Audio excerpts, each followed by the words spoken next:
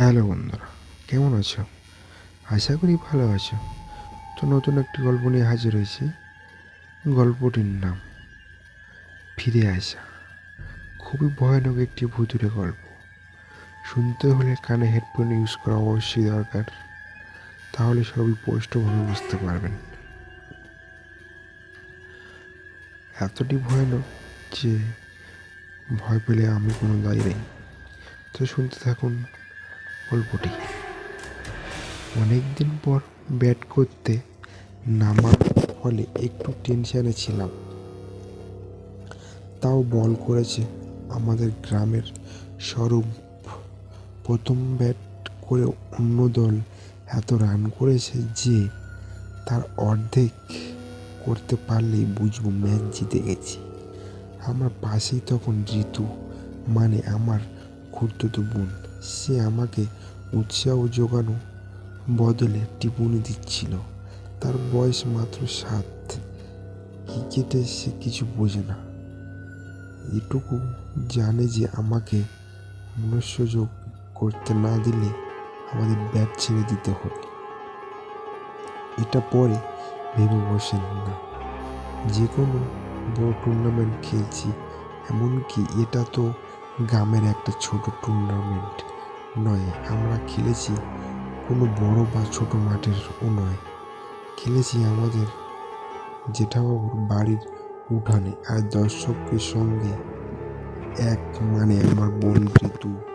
যাই হোক, স্বরূপ বলটা করলো, আমি চোখ বন্ধ করে দিলাম। ব্যাট চালিয়ে তাকিয়ে দেখি বল 4 হয়েছে, কিন্তু পড়েছে জেঠাবাবুর প্রিয় বাগানে।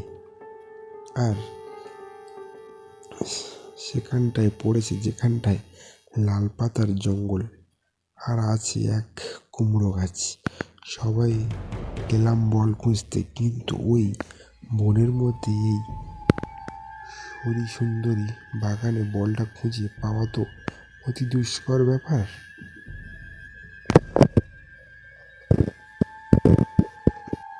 অতি দুষ্কর ব্যাপার।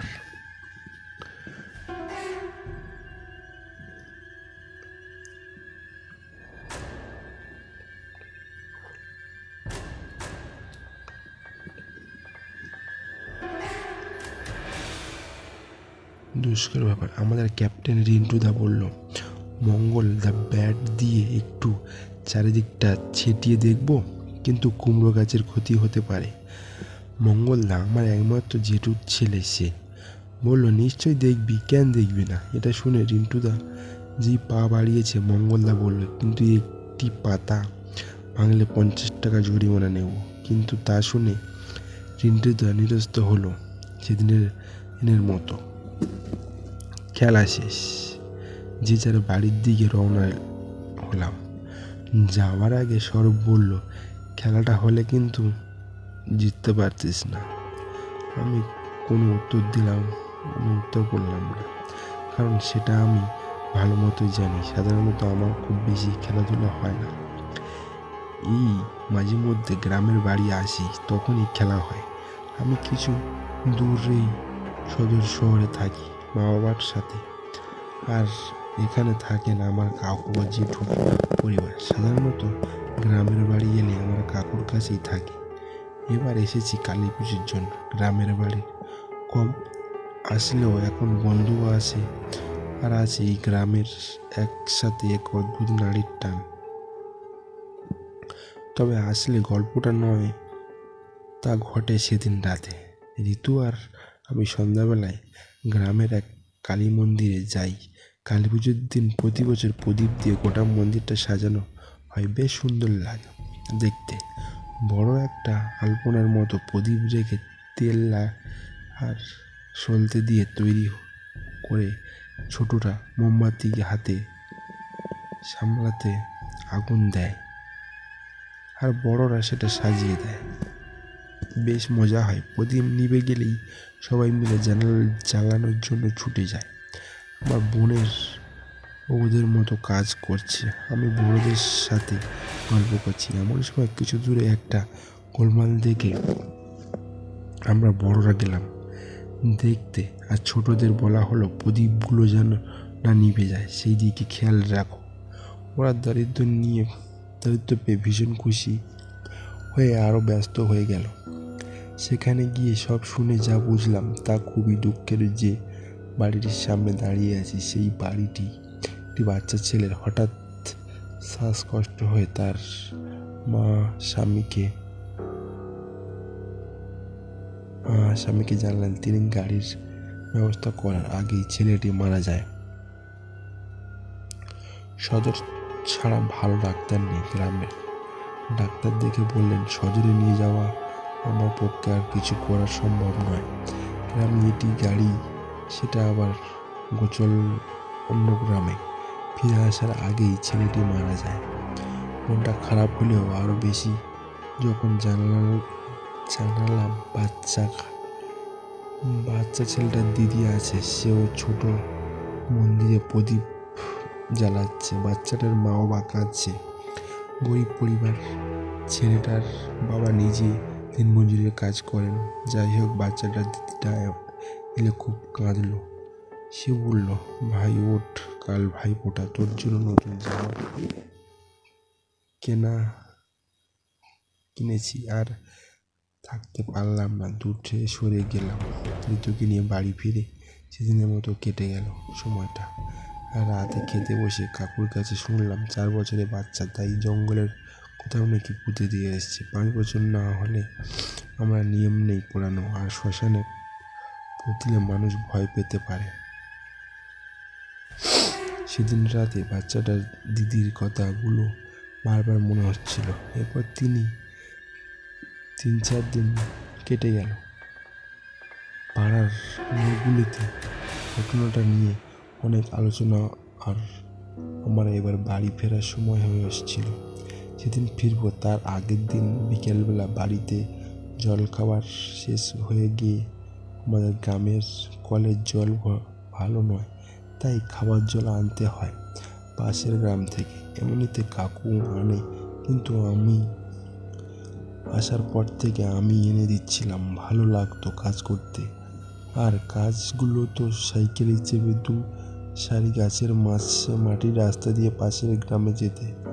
এই অনুভূতিগুলো খুব সুন্দর। শহরের কোলাহল থেকে দূরে এসে ওখান দিয়ে প্রাণ ভরিয়ে দেয়।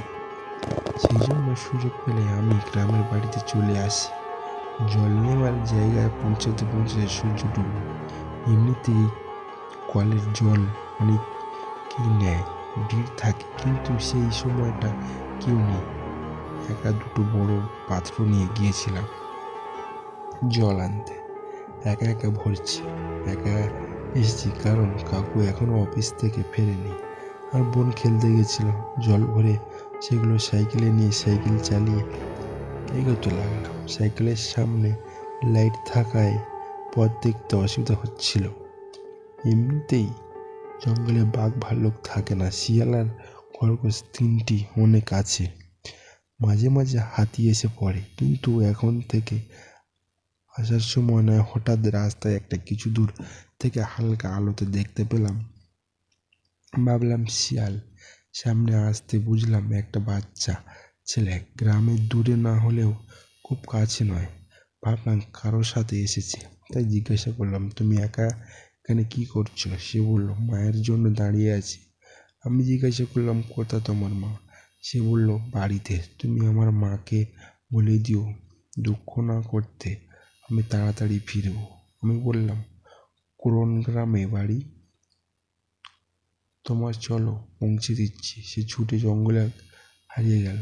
মাথা মুন্ডু কিছু বুঝতে না পেরে আমি নিজের গ্রামের রাস্তা ধরলাম। ভাবলাম কোনো মানুষের বদমতলব থাকতে পারে।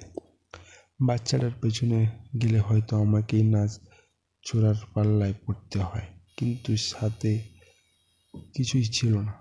তাও কে ডেকে এনে বিপদ বাড়াতে চায়। পরের দিন আমি মা বাবার কাছে ফিরে এলাম। এরপর আমি কলেজে